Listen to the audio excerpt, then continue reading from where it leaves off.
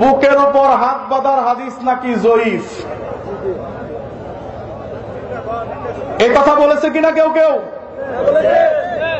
তো এই কথা যে বলেছে তার হাদিস সম্পর্কে জ্ঞান আছে কিনা আমার খুব জানতে ইচ্ছে করে।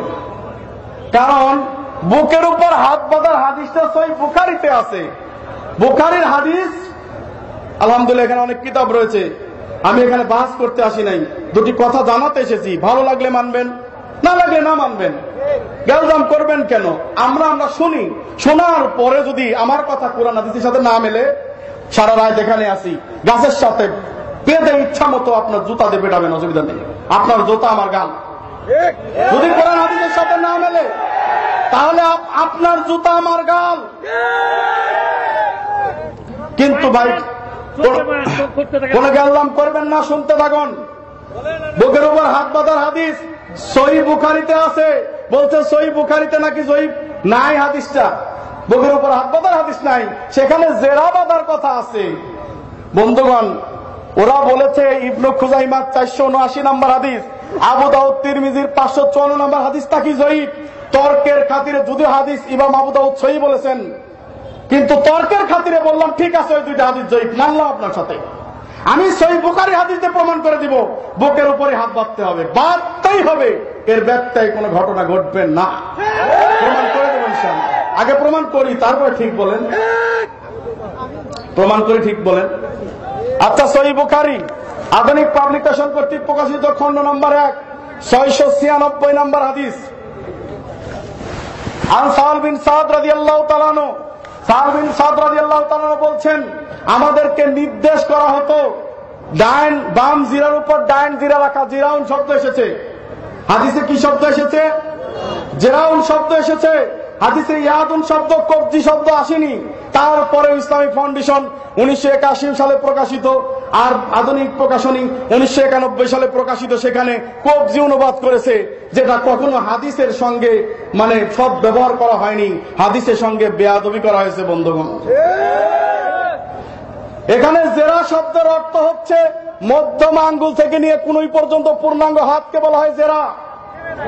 যদি বলেন এটা কোথায় উল্লেখ আছে, জি, মিসবাহুল লুগাত দেওবন্দি কর্তৃক প্রকাশিত 676 পৃষ্ঠায় উল্লেখ রয়েছে, জিরা শব্দের অর্থ হচ্ছে কুনুই থেকে হাত পর্যন্ত পূর্ণাঙ্গ হাতকে বলা হয় জিরা।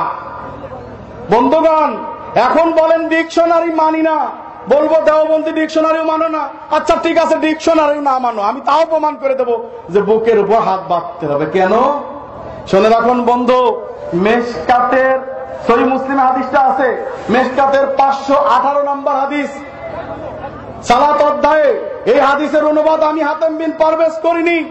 তোমরা যে সমস্ত লোক মুফতি, যে সমস্ত লোক উলামায়ে হক, দেওবন্দি ভালো আলেম, ওদের আমি ছাত্র হওয়ার যোগ্য হতে পারি হয়তো, এর বেশি কিছু না। কিন্তু আমি বলি, অনুবাদ তুমি করেছো, তোমার অনুবাদ দিয়ে তুমি প্রমাণ করে যাও যে বুকের উপর হাত বাঁধতে হবে। কেমন? 518 নম্বর হাদিস খেয়াল করবেন, মনোযোগ দিয়ে খেয়াল করবেন। আপনি কথাটা শোনার চিন্তা করুন, এরপর যদি ভালো না লাগে পরে প্রত্যাখ্যান করবেন, কিন্তু কথাটা তো শুনবেন, ঠিক কিনা? মুগিরা বিন শুবা রাদিয়াল্লাহু তাআলা আনহু, তিনি এবং রাসূল সাল্লাল্লাহু আলাইহি ওয়াসাল্লাম কাফেলার পিছনে পড়ে গেলেন, আর তখন ছিল ফজরের সালাতের সময়। রাসূল সাল্লাল্লাহু আলাইহি ওয়াসাল্লাম এবং মুগিরা এবং শুবা যখন ওই কাফেলার সামনে এসে উপস্থিত হলেন, তখন অনেক সময় পেরিয়ে গেছে, 1 রাকাত সালাত হয়ে গেছে। ইতিমধ্যে নবী সাল্লাল্লাহু আলাইহি ওয়াসাল্লাম আসলেন এবং টয়লেটের মধ্যে প্রবেশ করলেন। টয়লেটের মধ্যে প্রবেশ করার পরে তিনি টয়লেট থেকে বের হলেন, তখন মুগিরা ইবনে শুবা রাদিয়াল্লাহু তাআলা আনহু রাসূল সাল্লাল্লাহু আলাইহি ওয়াসাল্লামকে পানি এগিয়ে দিলেন। কি এগিয়ে দিলেন? পানি এগিয়ে দিলেন। এগিয়ে দেওয়ার পর অক্সিলহু ইয়াদাইহে, আল্লাহর নবী 2 হাত ধুইলেন। এখানে কি শব্দ? ইয়াদাইহে, 2 হাত ধুইলেন। এরপরে কি ধোয়া লাগে ভাই? এই 2 হাতের পরে কি ধোয়া লাগে? আপনারা কোন দিকে খেয়াল? কুলি করা লাগে। কুলি করার পরে নাকে পানি, তারপরে এখানে একটা জিনিস জেনে রাখেন, কুলি আর নাকে পানি একসঙ্গে করতে হবে, এটাই সহিহ সম্মত, একসঙ্গে করতে হবে। তারপরে মুখ ধোয়া লাগবে, নাকি এটা ধুবেন আগে? মুখ ধোয়া লাগবে। তাহলে আল্লাহর নবীর এই হাদিসে উল্লেখ ইয়াদাইহে, 2 হাত ধৌত করলেন, এরপরে তিনি মুখমণ্ডল ধুলেন না, কুলি করলেন, মুখমণ্ডল ধুলেন, ধোয়ার পরে তিনি এবার জেরাই হে শব্দটা উল্লেখ করেছে হাদিসে। তিনি এই দুই জেরা ধুইবেন, তো তিনার জুব্বাটা অনেক চিকনা, মানে বেরোইতেছে না এইভাবে, তো এইভাবে না বেরোলে তো অজু করা লাগবে। তো তিনি কি করবেন, তখন উপর থেকে জুব্বা খুলে ফেললেন, খোলার পরে ওয়াক্সিল হু জেরাই হে, দুই হাত ধৌত করলেন, দুই জেরা ধৌত করলেন। এবার বলেন জেরা কোথায়? জেরাটা কোথায়? কোন আঙ্গুল থেকে মধ্যম আঙ্গুল পর্যন্ত হাদিসে প্রমাণ হলো কিনা? এখন বলেন এই জেরা এর মধ্যে রাখেন তো কোথায় যায়? কিয়ামত পর্যন্ত চ্যালেঞ্জ থাকলো, যতই চেষ্টা করেন নাভির নিচে কিন্তু হাত যায় না। যাবে? সেই বুখারীর হাদিস দিয়ে আমি প্রমাণ করলাম জেরা শব্দের অর্থ। এর পরেও আছে সহিহ মুসলিম, ইসলামিক ফাউন্ডেশন কর্তৃক প্রকাশিত খণ্ড নাম্বার 2 এর সলাতের অধ্যায় 983 নম্বর হাদিস। রাসূল সাল্লাল্লাহু আলাইহি ওয়াসাল্লাম বলছেন, খবরদার জেরা আইহে ইনবাসাতিল কালব, খবরদার তোমরা কুকুরের মতো দুই জেরা লেফটে সেজদা করো না।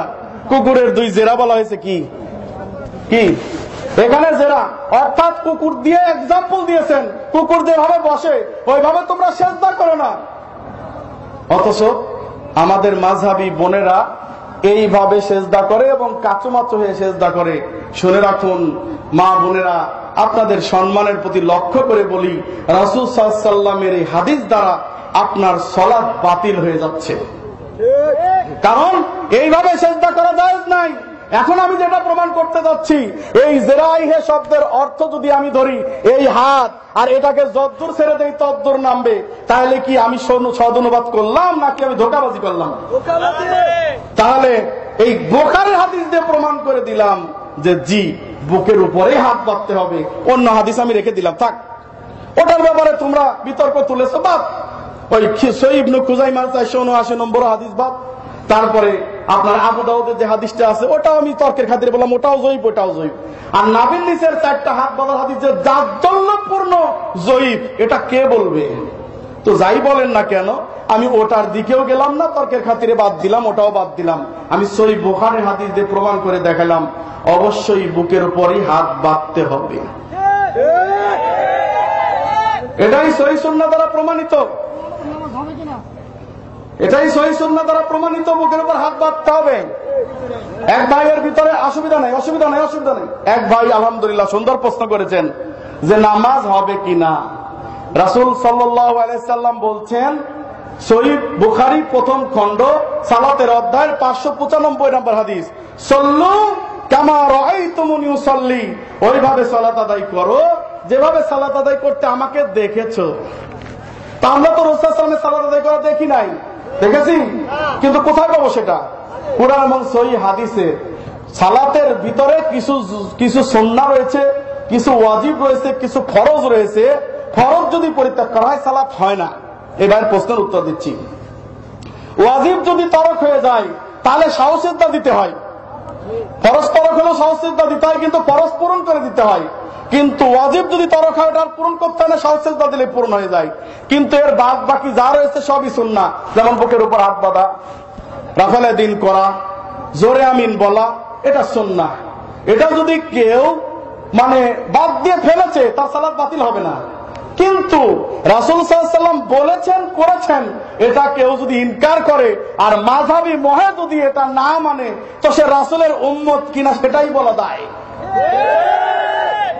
কারণ আমি সালাতের ভিতরে পারছি তো বুকের মধ্যে হাত বাঁধতে, তো আমি কেন সহিহ হাদিস আমল করতে যাব?